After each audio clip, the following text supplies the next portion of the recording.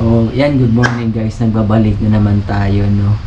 Ayan. So, ang topic naman natin dito ngayon is paano nga ba baguhin ang iyong pangalan, address, civil status, kung single ka ba or married, or from married to single or single to married, at saka yung pangalan sa business mo or yung pangalan mismo sa tin mo.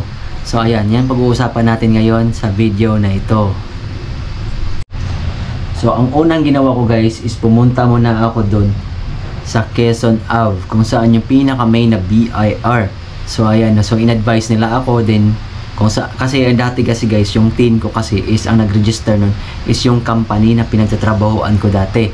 So, hindi ko alam kung saan siya. So, kaya nagtanong ako doon sa main na BIR. So, tinuro nila sa akin na doon ako sa Caloocan South. Sa Caloocan South, sa may EDSA yung ano nun, yung RDO. So, RDO 27 yata yan.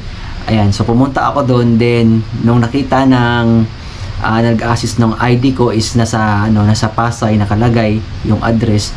So, sabi niya, dahil nasa Pasay na ako nakatira, kailangan kong pumunta ng Pasay. So, parang nilagay niya doon na ni-refer niya na kailangan ang RDO 51 or code yan siya guys yung RDO 51 is code yan siya. So, 051 dito sa Pasay.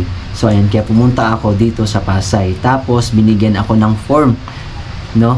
Then, pumunta ako dito sa Pasay City, sa RDO 51. Dito sa Buendia lang yung ano niyan, sa Buendia. Malapit sa DLTV or Jackliner yata yan, unahan yan. Tapos, inano ako dun sa information desk kung ano ang ipapagawa. Ayan, kung pumunta na ba ako dun sa dati kong RDO na pinag-transferan. Sabi ko, yes, pumunta na ako doon at pinapunta nila ako dito. So, tama daw yung ginawa ko. So, ayan guys, kaya binigyan nila ako ng form. So, ito, binigyan nila ako ng form. Ayan, yung form. Form S1905 August 2022. Ito yung updated guys kasi sa website kasi guys, nung na-download ko yung form sa website na 1901 is hindi siya updated.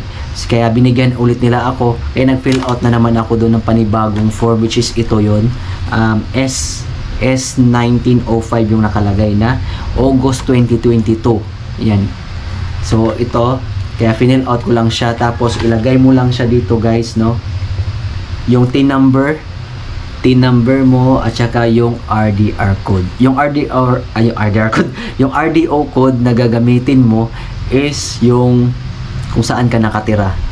Kung halimbawa Pasay City, so RDO 51 yung Pasay City. So yun yung ilagay mo na code, RDO code 051. So ayan. Then sunod yung pangalan mo, registered number, kung ano yung naka-register sa dati, yun yung ilagay mo kasi yun yung naka-register. Tapos edad, tapos mobile number, then ayan yung address, pati yung address guys, no, birthplace, ayan, birthplace, father's, mother's name, ayan, spouse, kung ikaw ay kasal na, ilagay mo rin yung spouse mo. So, hindi na kailangan ng TIN ID ng spouse mo guys kasi sa akin guys, hindi na ako hiningian ng TIN ID ng spouse. Pangalan lang, na ma-update lang siya na married na. Then, ayun, perma. Then, sunod is yung old naman guys, old. Ayan, yung old at saka new. Old at saka new guys. Ayan o. Ayan, old at saka new.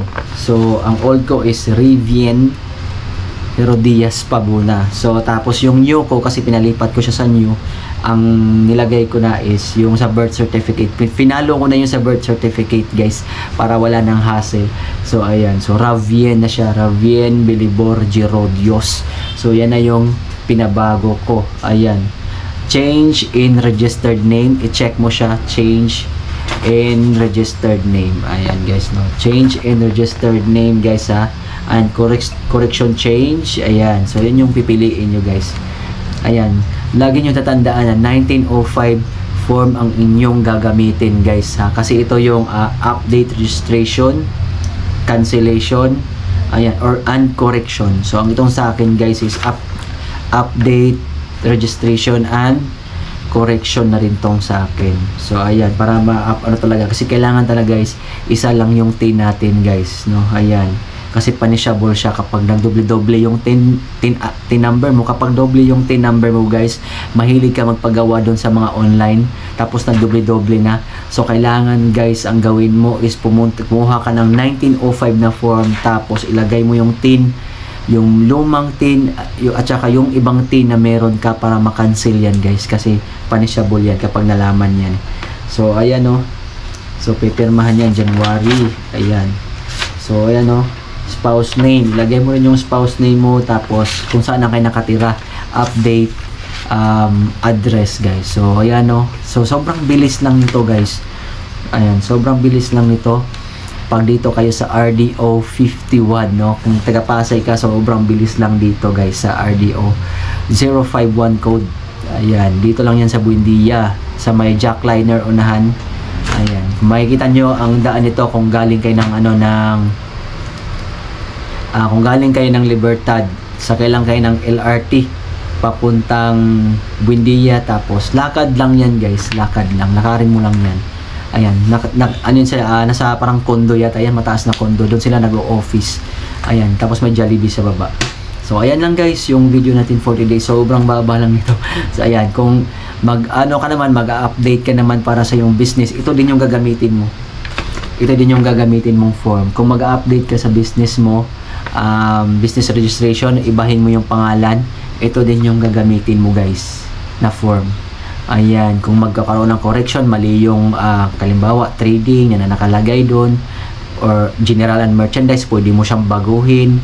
Ito yung kailangan mo, pumunta ka sa sa office ng RDO kung saan ka nakarehistro o saan ka naka-address, para mabilis guys, para hindi ka palipat-lipat na kagaya sa ginawa ko na pumunta muna ako sa Quezon Avenue doon sa pinaka main, kasi nga hindi ko alam kung saan ako kung saan naka-register itong tin ko, kasi company nga yung nag-register sa akin dati.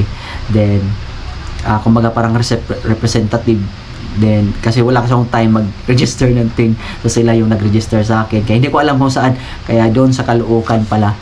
Then pumunta ako ng Caloocan South, then pinasa naman ako ng Caloocan South doon sa pero nilagyan nila ng referral yung ko na kailangan ilipat kasi may correction.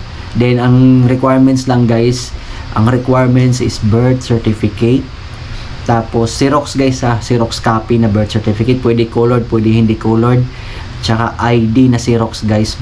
Kung ang ID niyo is like lisensya, back to back guys, ipa-Xerox nyo. Kapag national ID naman, back to back din siya guys. Kapag UMID SSS naman, back to back din yung pagka-Xerox guys, kasi kailangan nila yan guys doon. So ayan lang guys, isang copy lang guys, isang Xerox lang, isang Xerox copy lang din na tapos dala ka na ng original para na PSA para ma-check din nila. So ayan guys, yung hanggang dito lang tayo, kasi kailangan talaga yung tin na yan guys, lalo kapag nag-renew ka ng lisensya, nag-apply ka ng trabaho, or may transaction ka sa government, hihingian ka ng tin. So kailangan ang tin number. Kahit ID, wag ng ID, basta alam mo lang yung tin number mo at verify ito. Kasi ayan, so paano nga ba mag-verify dito guys kung legit yung tin mo? So ayan, isisingit natin to, ituturo ko sa inyo kung paano mag-verify kung active pa ba yung tin mo o hindi active. Kasi guys, marami sa online na nanlalakap ng tawag dito, yung nag-aalok ng tin ID. Yung iba dyan is hindi legit, hindi pag-verify mo, hindi lalabas na active yung tin mo, or talagang unknown or not found, not found. Kaya kailangan talaga guys na ma-verify mo yung tin mo, ayan, para safe ka, kasi